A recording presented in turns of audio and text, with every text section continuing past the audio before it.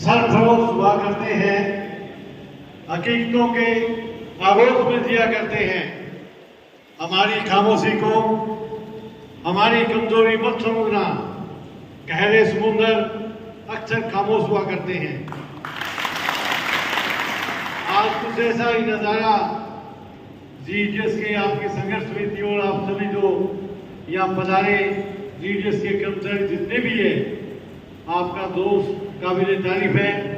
मैं मंच पर उपस्थित गहलोत साहब, सिराना जी, हमारे बागला जी, यादव साहब, दादरिया जी, शर्मा जी, तो जितने भी उपस्थित यहाँ डाक सेवा के कर्मचारी हैं, हम सब लगभग, मैं खुद ग्रामीण परिस्थितियों से हूँ।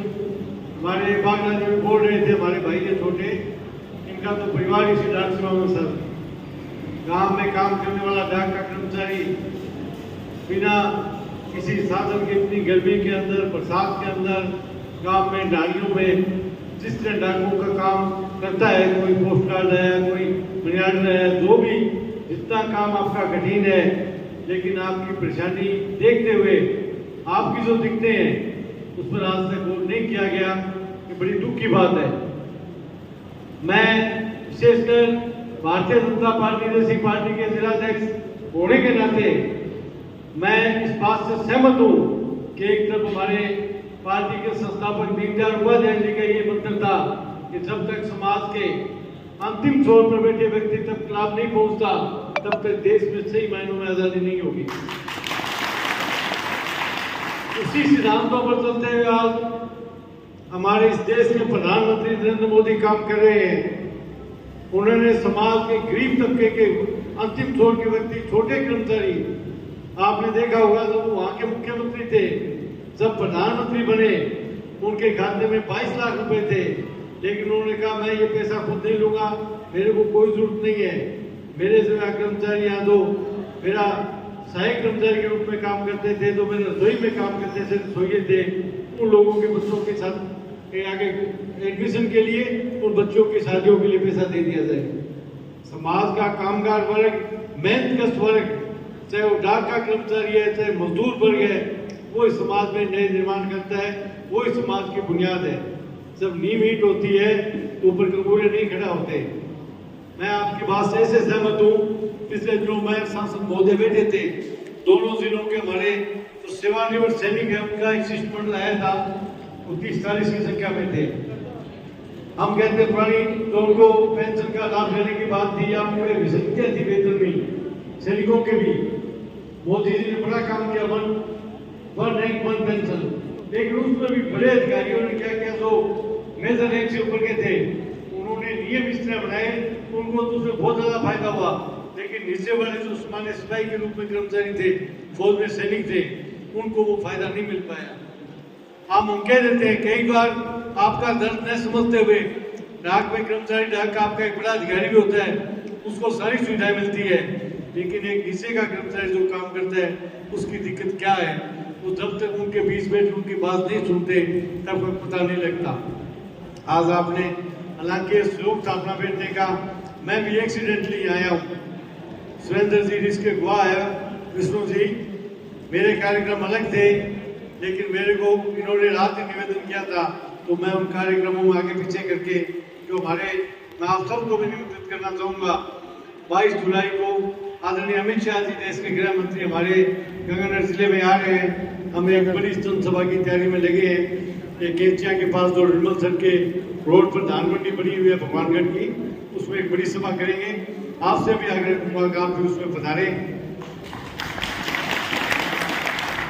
जितनी भी कोई, मैं 3.5 वर्ष से 26 दिसंबर 2019 से मैं पार्टी का जिलाध्यक्ष हूँ। इससे पहले मैं किसान मोर्चे का प्रदेश उपाध्यक्ष, पार्टी में अलग पदों पर रहा, मैं पंचायत समिति में प्रधान भी रहा, लेकिन मैं खुद गांव से और एक आम किसान के घर में पैदा होकर मैं समझता हूँ आज एक कर्मचारी की जिसकी नाम मात्र की तनख्वाह है।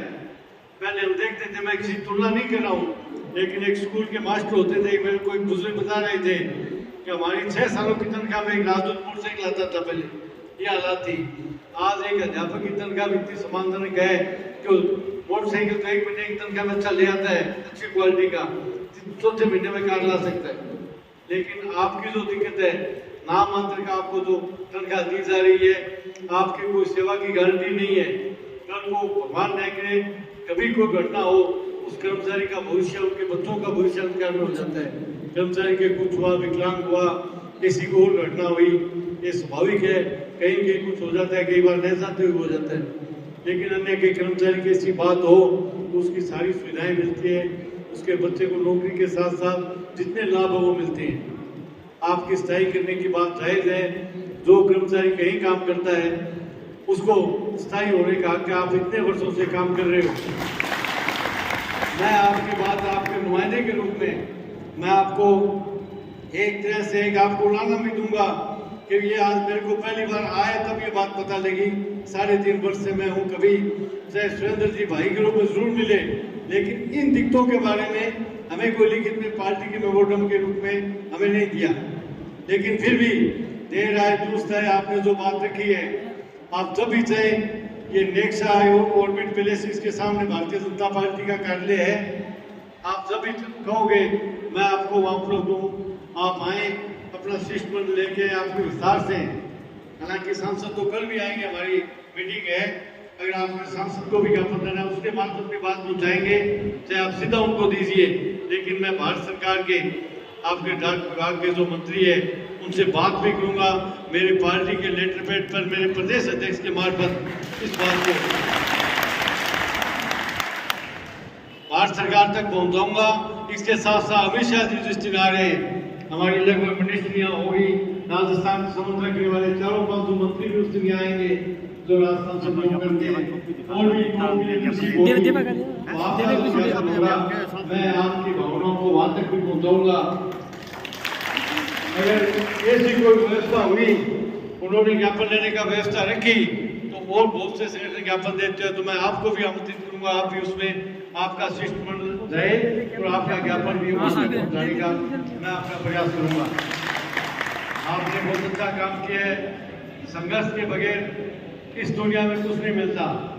बच्चा भी अपने कहते हैं कितने रोज रोता है तभी माँ उसको है।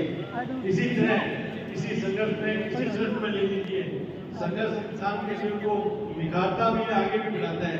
इसलिए आपका संघर्ष काबिल तारीफ है। आपकी दिक्कतें जो बताई, इन विषम परिस्थितियों में आप देश में आगे बढ़ाने में योगदान दे रहे हो। नरेंद्र मोदी का जो नारा है कि समाज के अंतिम छोर के व्यक्ति को लाभ मिले, तो जब आपको लाभ होगा आप सबसे बड़े माध्यम हो। पिछली बार हमने ये बच्चों हमारे खाते खोले तो सबसे बड़ा उस माध्यम आप ही थे। आपके मार्फत हमारे पुरुषोत्तम जी लाल इनसे मेरी बात भी होती रहती थी। तो आप किसी की बात आपसे आम आदमी बात कर सकते हैं, वरना ऑफिस में बैठा कर्मचारी गांव का आदमी के आपसे सीधे मुंह बात नहीं करता। उसकी मानसिकता ये होती है गांव का अनपढ़ गुआर होगा, लेकिन आप उनके घुले मिले उन्हीं के बीच से हो, तो आपका दुख दर्द हम सबका है। मैं आपकी बात आपको पूरा आश्वासन देता हूँ कि मोदी सरकार तक और मंत्री जी तक पहुंचाऊंगा और पुरजोर तरीके से आपके साथ करूंगा। जब भी ऐसी कोई बात हो, चाहे संगठन के स्तर पर, व्यक्तिगत स्तर पर, आप कभी बेझिझक हमें याद करिए। भारतीय जनता पार्टी के अध्यक्ष के नाते भी, व्यक्तिगत रूप से भी हम कोशिश करेंगे कि आपके दुख दर्द को कम करने में हमारा योगदान हो।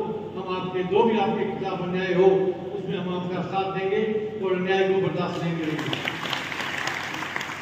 आज एक बार पुणे में कुछ देर भी हुआ, आगे मेरे कई कार्यक्रम थे, आप शायद मेरी वजह से कुछ इंतजार भी कर रहे होंगे, उसके लिए मैं आपसे माफी मांगता हुआ एक बार पुनः आप सबको इस संघर्ष की शुभकामना ये देता हूँ कि संघर्ष से आपका काम निकलेगा और इस संघर्ष को, इस समस्या को हल कराने में हम अपना पूरा योगदान देंगे।